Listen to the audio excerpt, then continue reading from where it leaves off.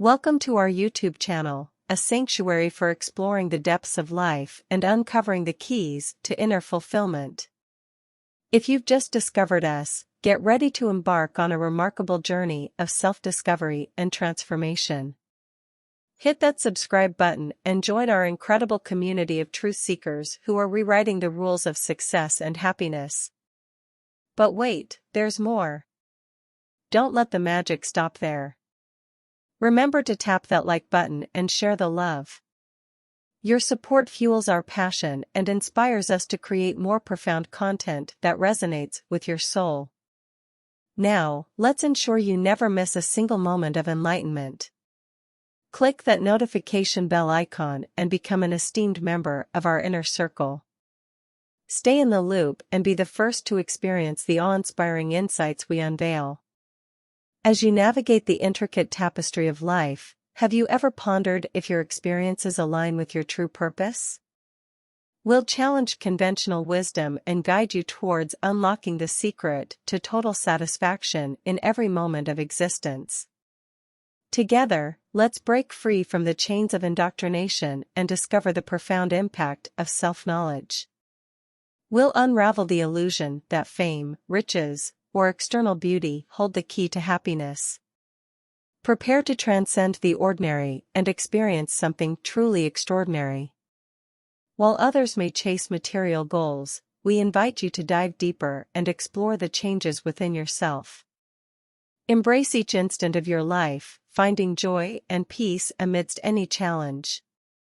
It's time to redefine success on your own terms.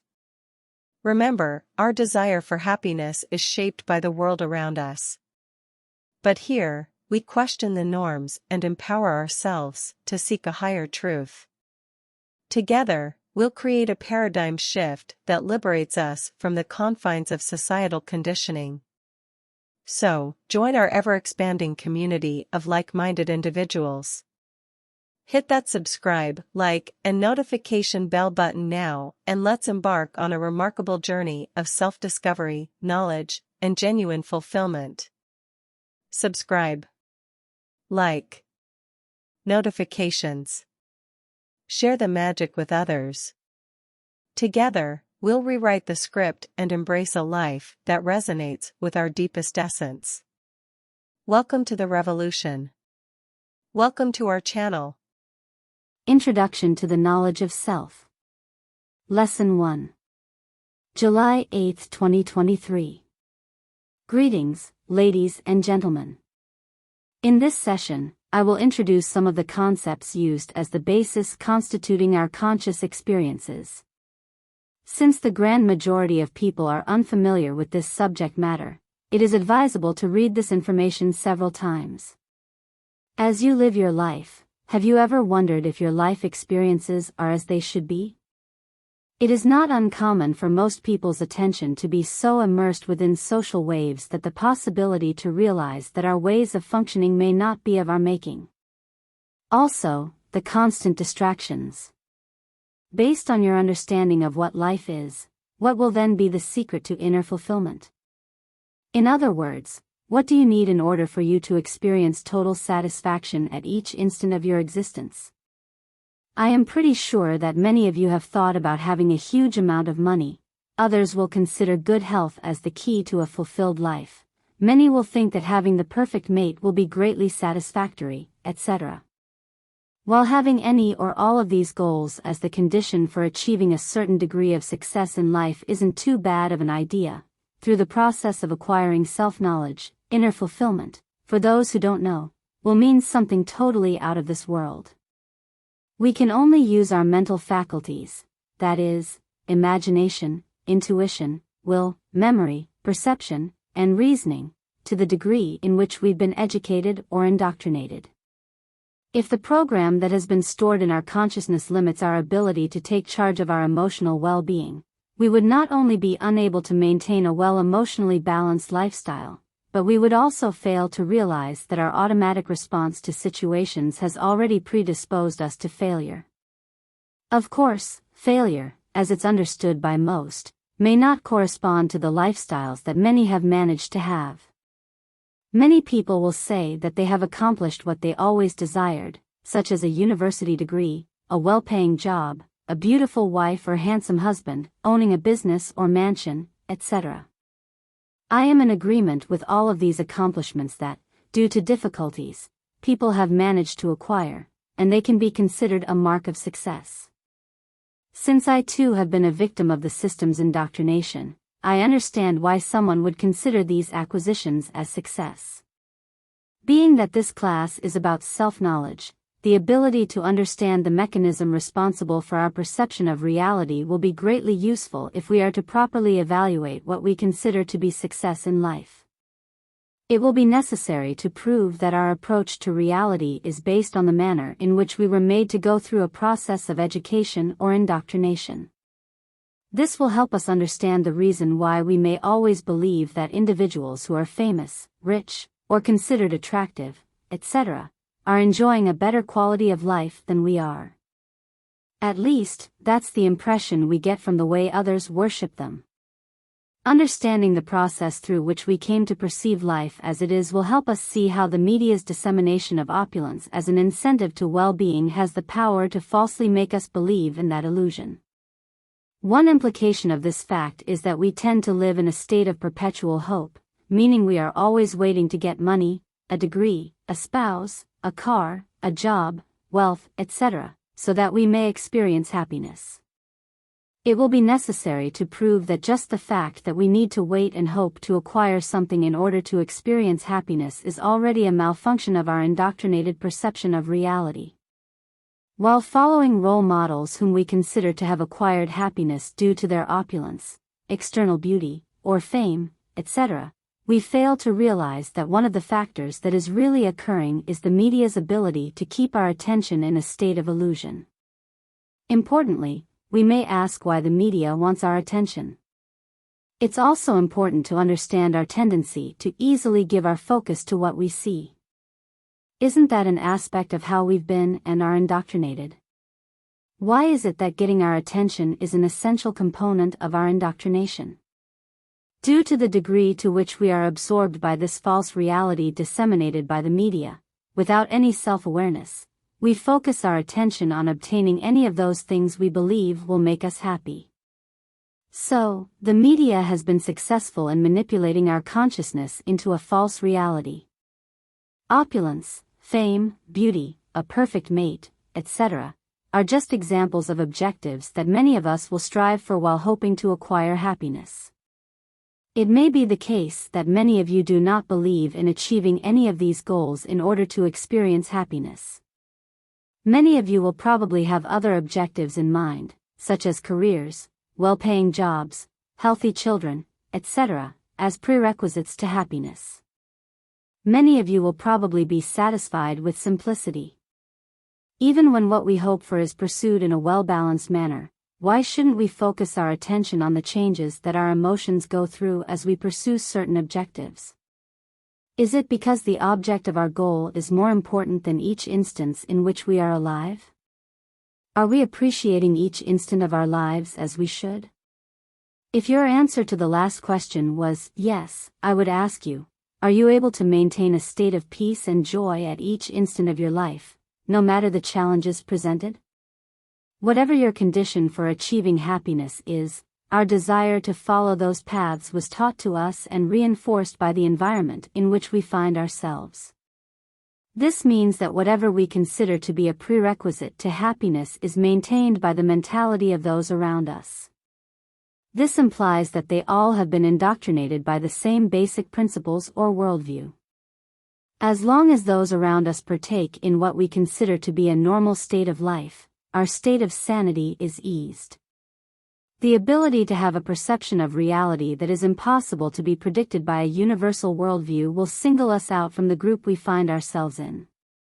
You most likely have found yourself in situations that are fairly normal, where individuals will tell you things will get better. For instance, let us say that you are working as a cashier, and a customer comes and asks you, "How are you?"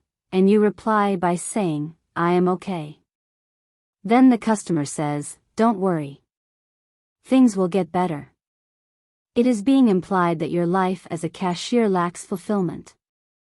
It is implied that you are in an inferior social and economic position in society compared to others, such as a doctor or a lawyer, etc.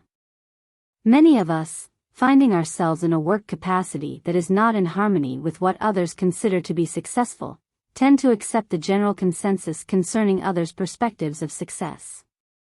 To a certain degree, it is understandable that insufficient economic resources burden our ability to satisfy our daily living.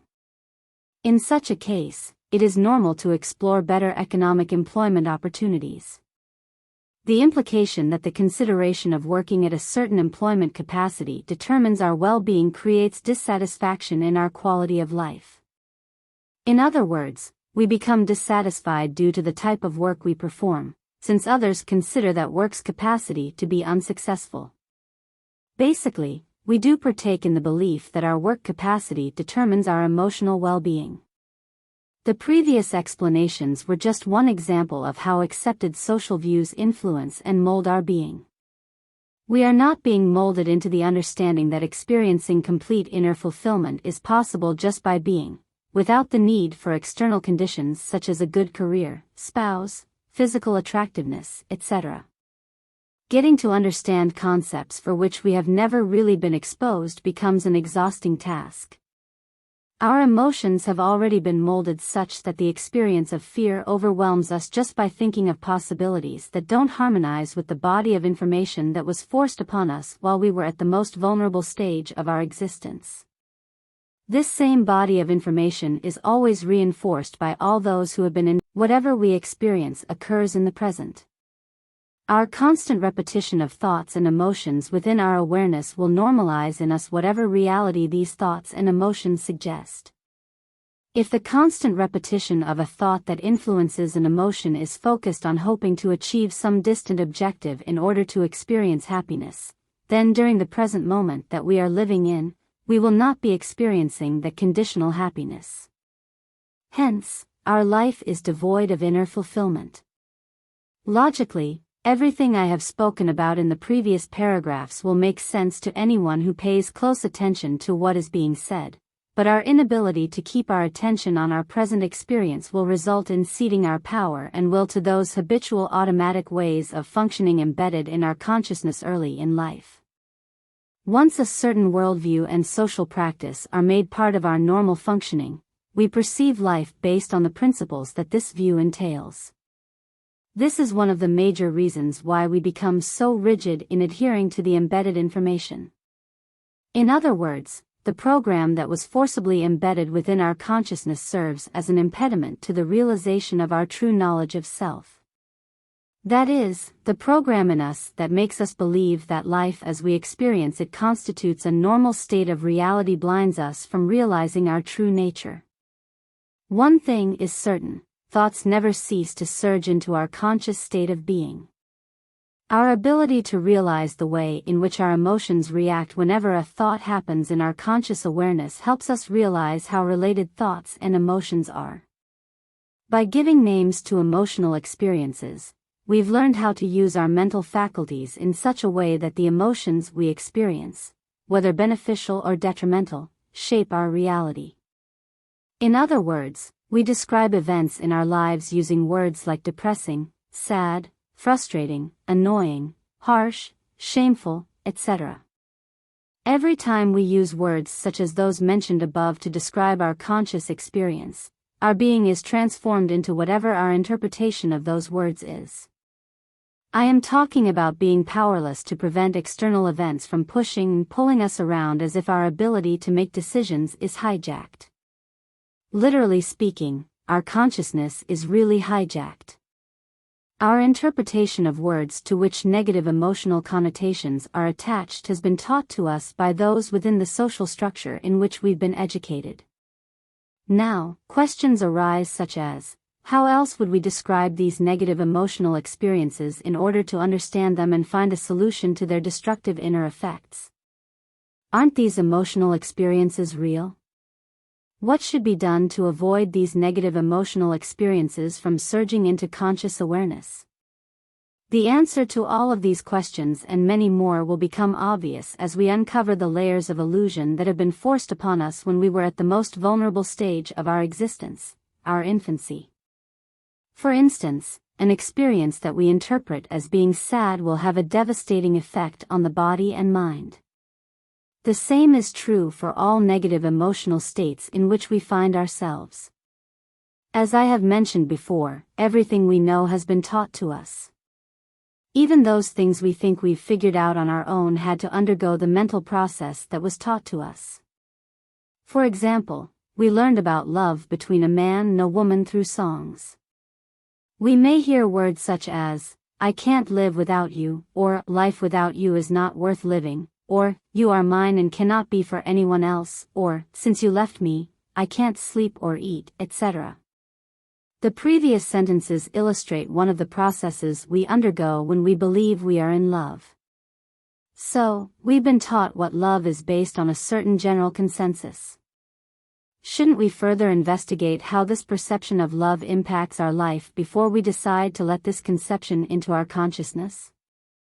The absence of adequate education based on introspection causes us to indiscriminately and imperceptibly absorb detrimental conceptions of our life without our consent.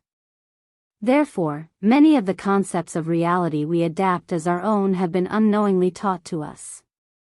Many of us have had experiences for which we've received advice from individuals who have had similar experiences. This occurs because both individuals have learned how to interpret reality from a similar source.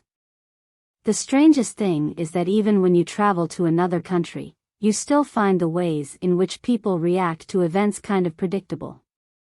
As you go through life, noticing a repetition of behavior patterns occurring quite often, your subconscious part of being, followed by your conscious part, normalizes this general perception of reality, including all of the negative emotional reactions to situations.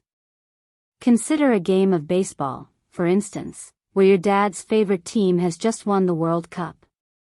As a child, watching your dad behaving by jumping and screaming in a euphoric state of mind may greatly influence your perception of reality, assuming that his behavior is required due to that specific situation.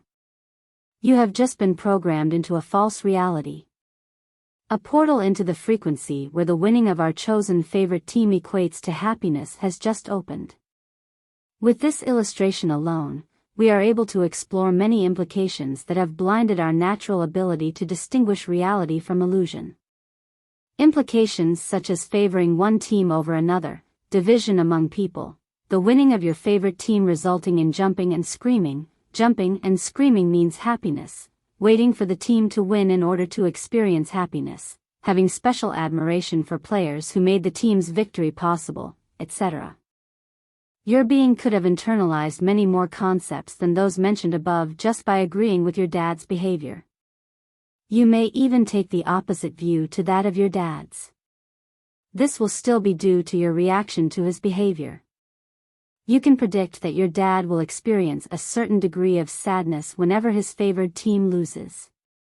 As you can see, many behaviors are subjective. Do you believe that the molding of our consciousness occurred randomly? Where have we learned the moral values we use as a guide on our life's journey? Can't you tell that the books you've had access to, the TV shows you've watched, the music you've listened to, the movies and soap operas you've enjoyed watching, the church preacher, professors, parents, neighbors, friends, etc., belong to the network of individuals who have shaped your behavior? Being that everything in our lives seems so normal, we fail to understand that this way of life is just the frequency that has been imposed upon us during the most vulnerable state of our existence.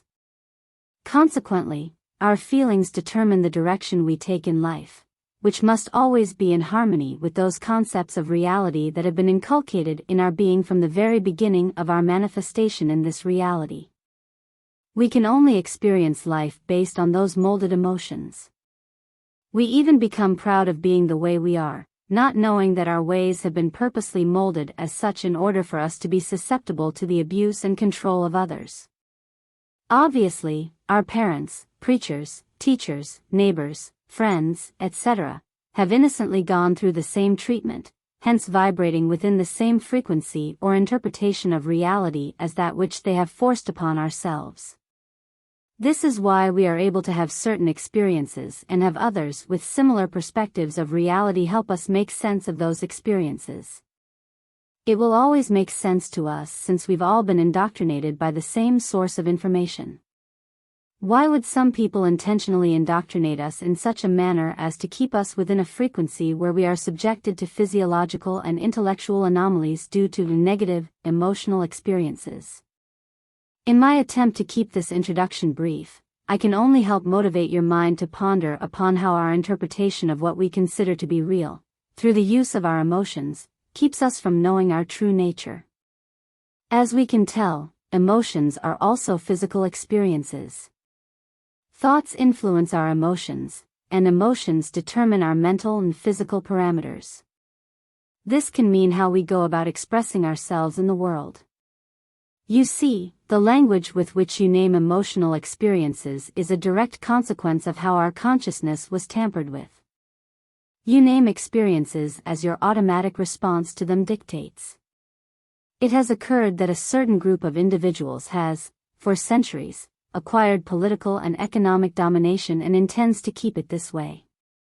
Since chattel enslavement had given quite an opulent lifestyle to those who implemented it, and enslaved individuals were revolting from having their movement restricted by shackles on their limbs, the perpetrators of enslavement had to figure out ways to maintain a person in bondage while omitting the chains. So, mental enslavement resulted. With this system of mental enslavement, unsuspecting mentally enslaved individuals voluntarily submit to the enslaved masters. From this perspective, we will realize the necessity to indoctrinate us using a body of information in which being enslaved is considered to be a normal way of life. So, I will further explain this concept. Thanks.